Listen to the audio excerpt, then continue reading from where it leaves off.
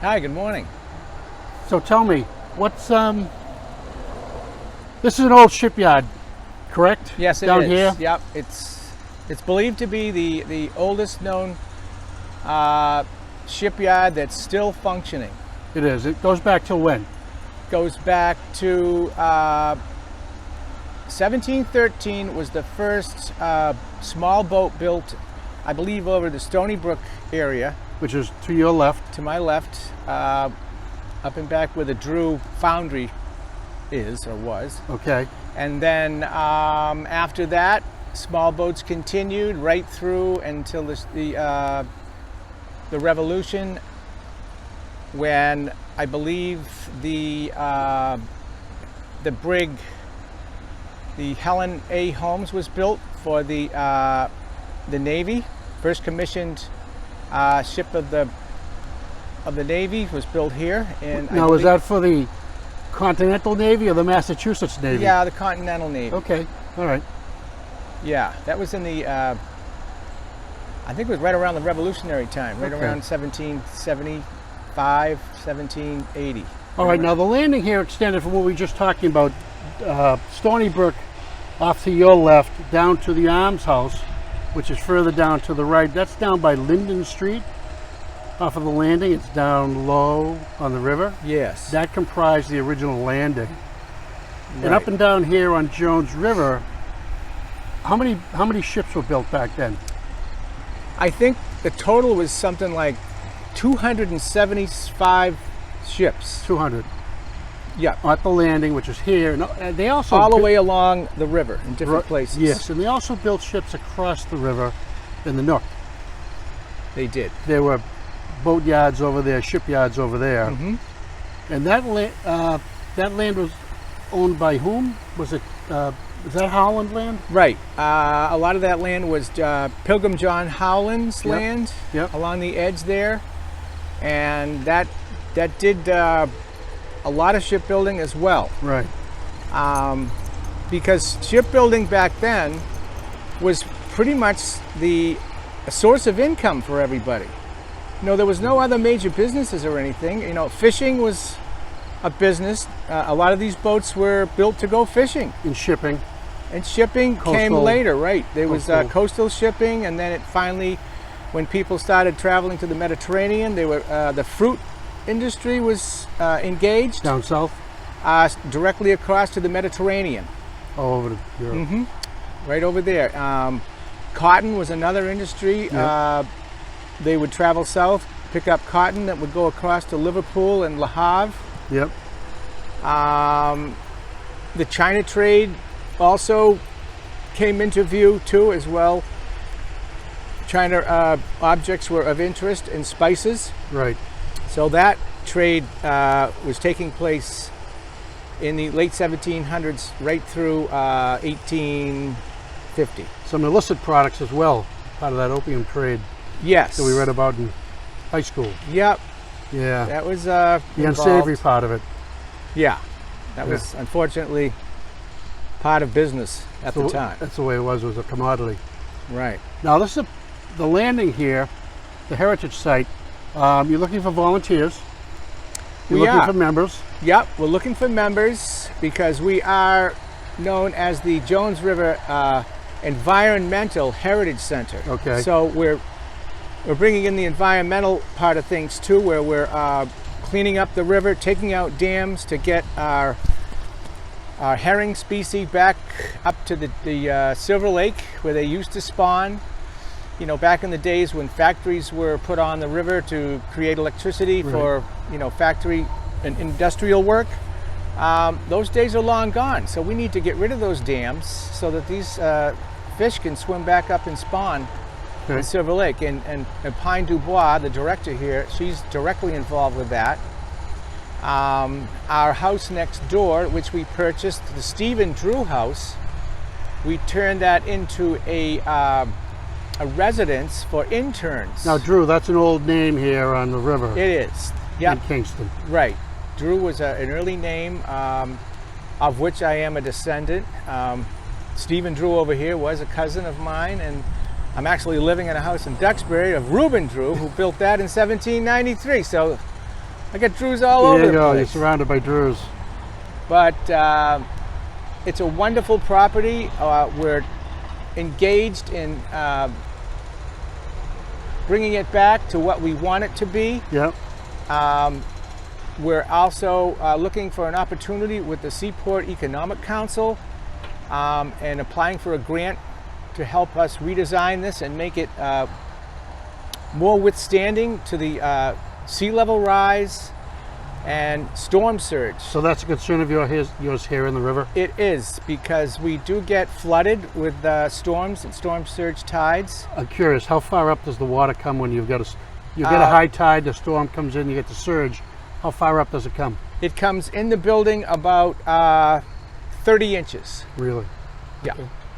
Right inside our buildings, about 30 inches high. On a really big winter northeaster with with a heavy push the tide that's agreeable.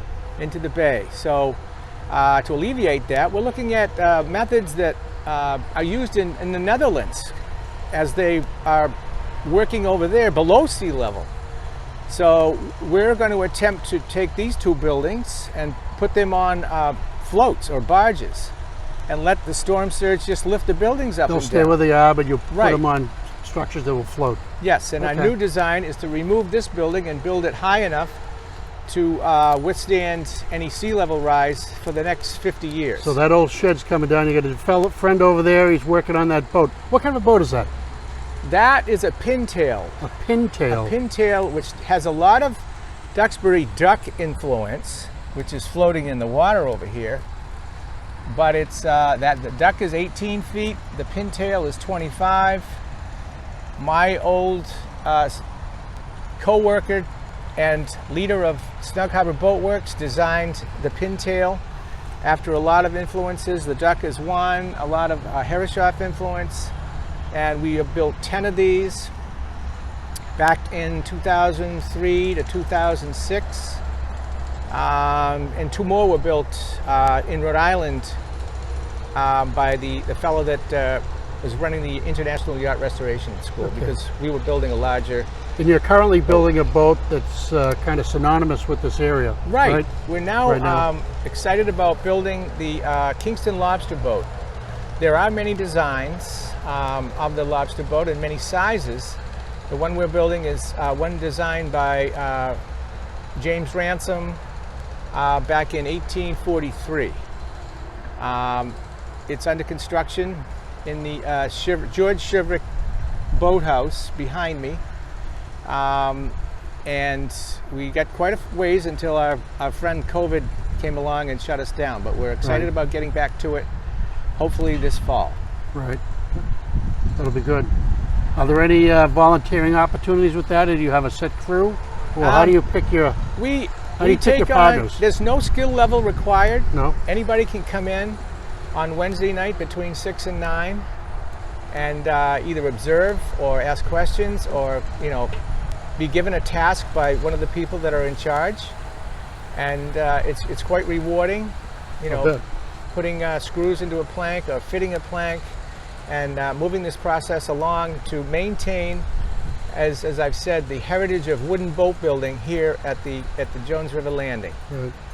Are you looking to increase the size of the boats or the volume of the boats you work on and build here? Or? Right now, we have to keep in mind that if we keep building boats, then we're kind of forced to maintain them. So Or build to sell? right. Well, that's why we're thinking about building some, selling some off, raffling some off, auctioning some off. Yep. We have some up in our two home storage buildings up the river. Okay. We have boats that we built up there that we're going to be selling off as Yep. well. So, yes, we will build them as we move along. We hope to be building some larger ones coming up, but the building process continues. Yeah. When I'm thinking, we were talking earlier, some of the boats that were built here, about 100 feet long. It's amazing Right. that you would build a boat 100 foot long here and then get it on a high tide, obviously, get it down to the water and float Right. it, and you'd They wouldn't put the mast and everything here, would they? They'd bring it out No. somewhere else and... They would. They would put the boat in here on moon tides, flood tides. They would pull it with oxen on the marsh sides and push boats and get it out to what they call the wharf, which is right outside of Rocky Nook by Gray's Beach, and pull the boats up there for rigging. Delano Wharf. Is that Delano Wharf? I believe it is. Yeah. Okay. And put the rigs in them there and ballast them out. They'd take the boats after the rigs were in and bring them out to the cow yard. Now the ballast is used to keep the boat from tipping over, right? Right. You want enough The stability. weight down below in the bilge. Rocks, I assume? Or Yeah, rocks metal with a ballast of choice. Yep. Because they could get many in a rowing boat. Get Right. them out there, put them in, take the boat for a sail, and check and see if she was a little tippy. They called it she was a little cranky. She's a little cranky. And they would add more ballast until she could take it. I've been called that myself. So that's exactly what my next question was. How do they prove whether they've got enough weight in there? Right. So they actually brought it out and tried it. Yeah, they bring it out into conditions existing that would test the ship.